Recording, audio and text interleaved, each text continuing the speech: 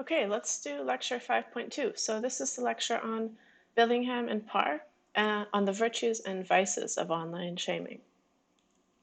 So what are the author's aims? Billingham and Parr want to give an account of the virtues and vices of online public shaming. So what's good about it, what's bad about it, roughly speaking.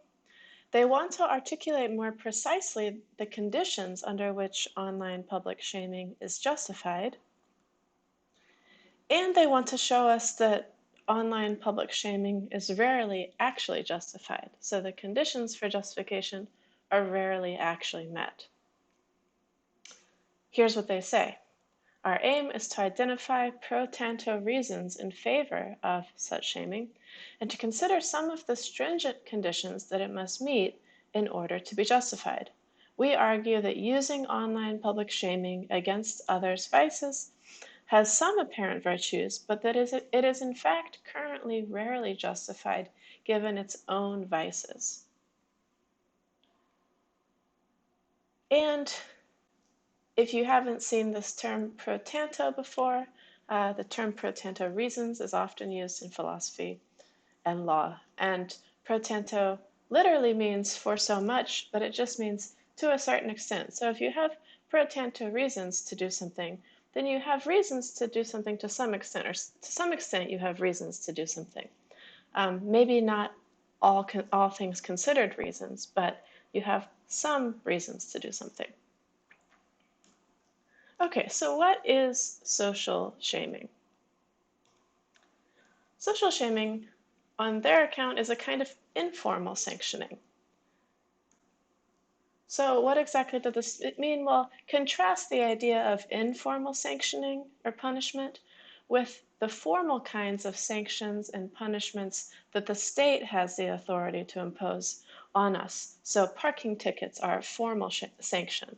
Fines are a formal sanction. Imprisonment is a formal sanction. Social shaming is a kind of informal sanction. It's like punishment, but it's not done through an official body. It's informal. And so when we're talking about social shaming, we're often, but not always, concerned with conduct that we don't think should be legally regulated. So think of inappropriate jokes, cheating on your significant other, some forms of sexist and racist behavior. All of these things we think should be regulated in some way, but not via a legal structure, fleshing out the details appropriately. Okay, so again, we're not here talking about the kinds of things where there is a legal system of formal sanctioning in place for the most part. We're talking about a lot of the things that fall under the category of things we want to discourage, but we don't think should be legally banned. So that is your image for social shaming, to get it in your mind. Okay, an important note on the Amy Cooper case is that there actually is a legal requirement not to file false police reports. So this is a case that's mixed between objectionable behavior that is objectionable but not legally regulated and objectionable behavior that is legally regulated. It's worth noting, though, that the public shaming has gone beyond just the fact that she filed a false police report. It targets, her apparent weaponization of her whiteness, her racism, and so on. Okay, good. And, another thing that is worth noting is that although there's a legal requirement not to file false police reports, it may be relevant that this is rare. People are rarely prosecuted for filing false reports because police are more or less disinclined to make people afraid of accidentally filing a false report when they don't have total confidence that there was indeed an offense. All right, so to summarize, social shaming, you can think of things like praising people, blaming them, criticizing them, commending them when they do something on the opposite side of, the opposite of shame would be the praise and commendation. So these are informal types of sanction. So what's good about public shaming? Here are some of the things that Billingham and Parr note are in fact good about public shaming. So it can be a very effective way to censure wrongdoing, such as racism and sexism. And this plays an important role in preventing bad behavior from going unchallenged. I mean, they note at the beginning of the article, it might even seem that it would be wrong to sit back silently and let this behavior go unchallenged. We need to engage in social shaming, or so they think it's tempting to think. Public shaming also lets people know when they have in fact done something wrong. Sometimes the person didn't know, and public shaming tells them, hey, you have in fact done something wrong. It can also encourage wrongdoers to make amends. It can deter future wrongdoing, both from the initial offender and from others who see the consequences of the wrongdoing. So if I see somebody shamed for doing something, when I'm about to do that thing, I might think twice. Whereas if I hadn't seen any shaming before, maybe I would go ahead and do it. It can demonstrate solidarity with the wronged, and it can express our shared commitment to important values. And it can give voice to marginalized groups. So there's something democratic and egalitarian about public shaming in this sense. So these are all things about public shaming that are good and that Billingham and Parr recognize are good. All right, so what's the problem? Well, let's get a little bit clearer about what social norms are and exactly what kind of norms we're talking about in this particular paper. So broadly speaking, social norms are instructions for what you should and shouldn't do. And these norms allow societies to exercise social control, which can be important for the good functioning of society. Billingham and Parr at the beginning note that they are only considering shaming cases where the social norms that have been violated are morally authoritative norms. So what they mean by this is they're only considering the social norms where, in fact, violating the norm is wrong, morally wrong. And they think that there are two ways in which a norm can become morally authoritative. One option is that it could reflect a morally authoritative principle. So it could just be itself a morally authoritative principle. Examples would be anti-racist norms, anti-sexist norms, norms against some other forms of discrimination. But there's another way that norms can become morally authoritative, and that's when the content of the norm may be morally neutral on its own, but it might be required to promote some other good effect, like order and peace. So for example, it might be a morally authoritative norm, according to Billingham and Parr, to stand on the right side of the escalator and walk on the left side. In itself, there's nothing, this is a morally neutral thing, but it might have some moral authority because of the role it plays in generating a peaceful and orderly society. And part of the reason that Billingham and Parr are only interested in morally authoritative norms is that they're trying to figure out whether the benefits of enforcing the norms via public shaming outweigh the negatives associated with public shaming or not. And they think that, well, if we're looking at norms that are not morally authoritative in any of these two ways, then there just is going to be no value in enforcing it. So it's not an interesting case. Okay, so with this understanding of what's good about public shaming in mind, and also about what we're talking about when we talk about social norms and morally authoritative norms, now we can look at what is bad about public shaming. So here, Billingham and Parr draw from the resources of John Locke, a 17th century English philosopher, and Locke said this. He held that everyone in the state of nature, so this is a sort of imaginary time before we have civil society and government. So in the state of nature, without government, everyone has the right to punish others when they harm the life, health, liberty, or possessions of anyone else. But the problem is that private enforcement in the state of nature doesn't always work well. And Locke thinks that this is one of the reasons we should want to leave the so-called state of nature and enter into civil society, where we hand over the right to punish to government. We should do this because in the state of nature, private enforcement generates punishments that are disproportionate and impartial. And so leaving the state of nature and handing over the right to punish to the government gives us a system of punishment that is proportionate and impartial. So this is important background.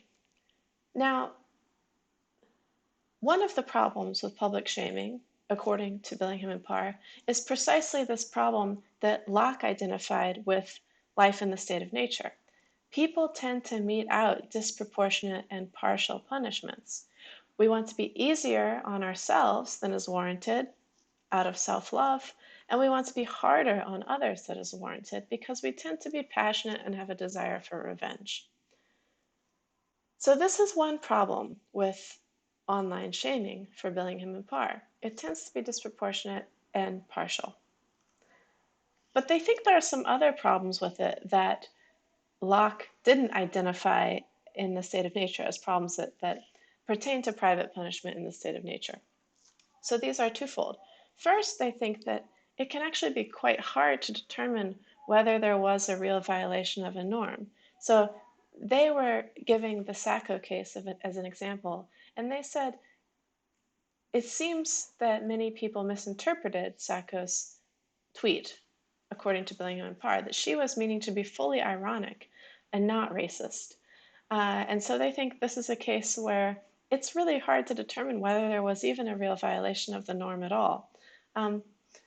You might think that it's quite clear there's some norm violated, it's just not clear which one. So did she violate a norm saying don't be explicitly racist in the way that some people interpreted her text or tweet, or did she violate a norm saying, don't make light of racism in a way that can be offensive, which it seems she did do, no matter whether her tweet was ironic or not.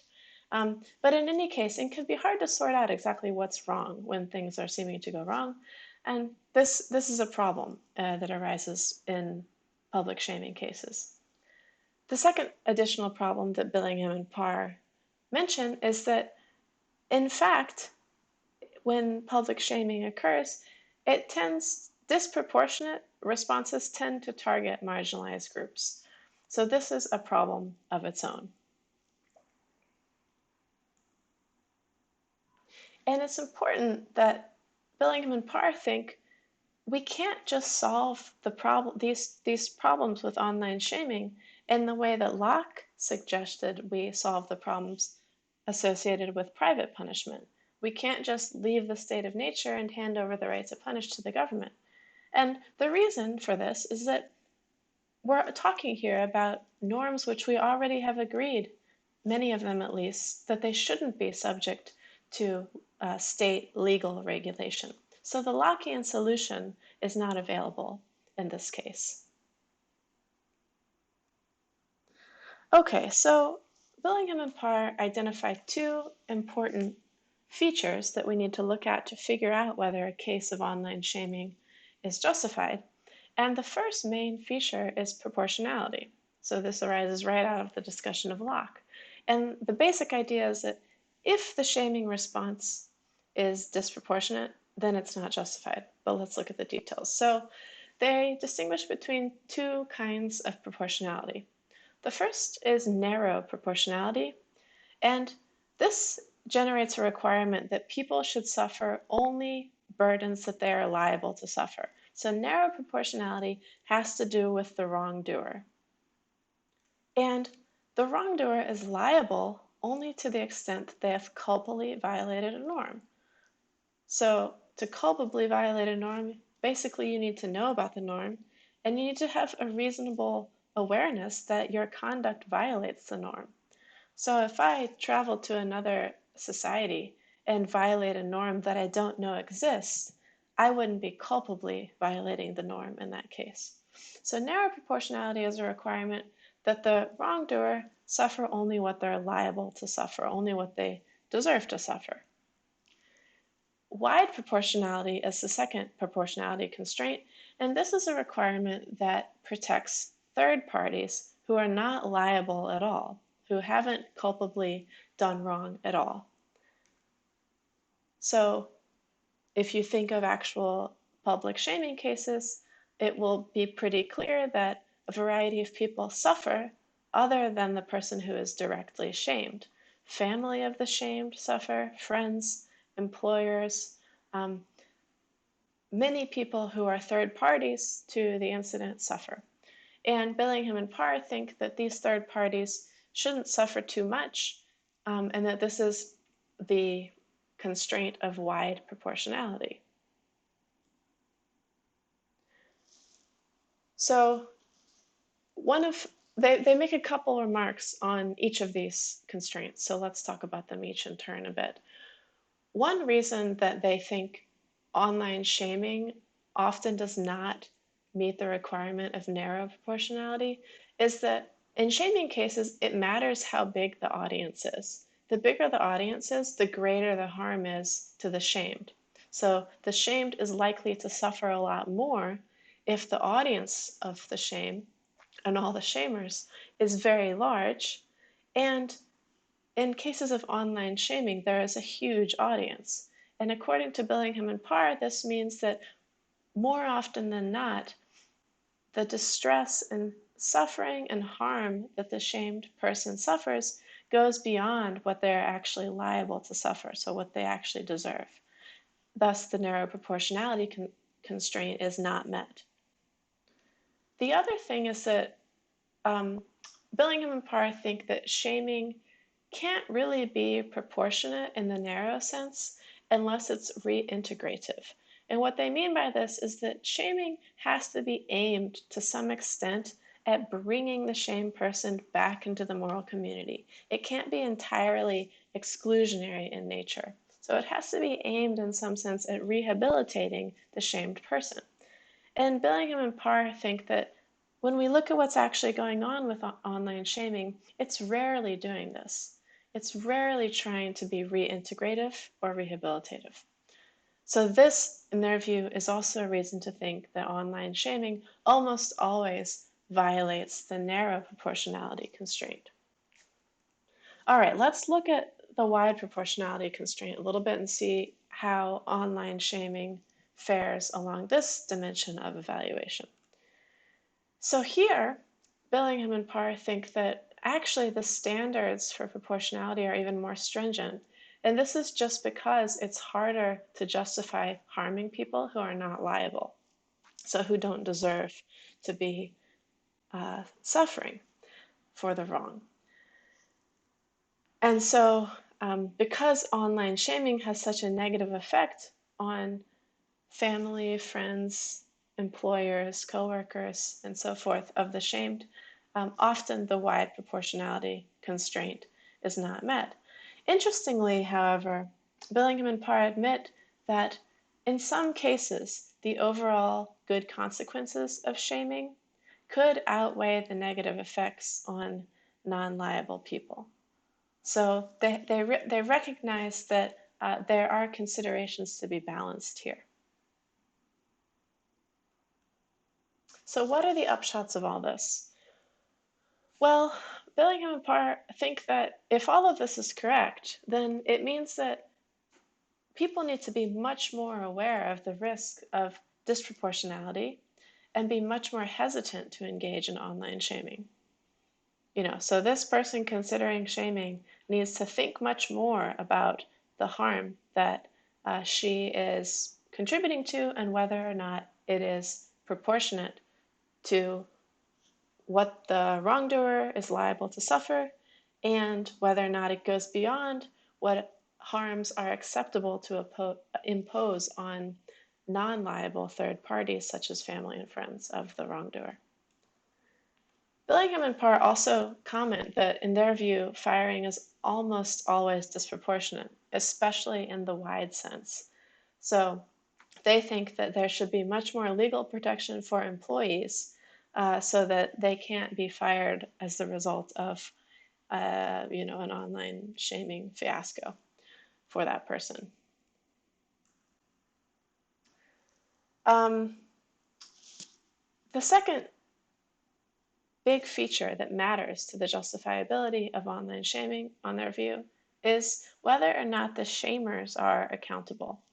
So Billingham and Parr think that public shaming and online public shaming can be justified only if shamers are accountable, and this must mean that shamers must be ready to take responsibility for shaming and its effects. What does this include? Well, the shamers have to respect the shame's right of reply. So they have to give the person being shamed a chance to respond. They also think that the shamers need to be open to the possibility of being wrong. This is part of being accountable. And here, on all these dimensions, there are two problems. So one problem to securing accountability is anonymity.